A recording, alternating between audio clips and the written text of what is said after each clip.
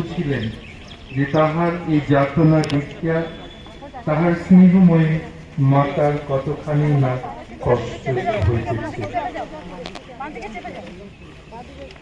যীশু খ্রিস্টের প্রিয়জনেরা, আমরা এই স্থানে প্রার্থনা করি যে প্রভু যীশু তিনি ক্রুশের পথে চলেছেন, বারবার পড়ে যাচ্ছেন এবং এমন এক পর্যায়ে তিনি এসেছেন যখন তার মা তার সামনে উপস্থিত এবং প্রভুকে দেখে তার মায়ের মন দুঃখে যাতনায় পরিপূর্ণ। কোন মা তার সন্তানকে এইভাবে কষ্টে থাকতে দেখে খুশি হয়?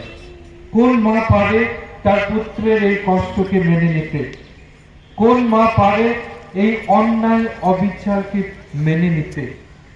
সেই মা, তিনি শুধু চেয়ে দেখছেন তার ছেলে কষ্টে যাতনায় যন্ত্রণায় ছটফট করছেন এবং তিনি কিছুই করতে পারছেন না তার জন্য। যীশু খ্রিস্টের প্রিয়জনেরা, ব্রাদার অবস্থায় একটি বাড়িতে আমি যেতাম,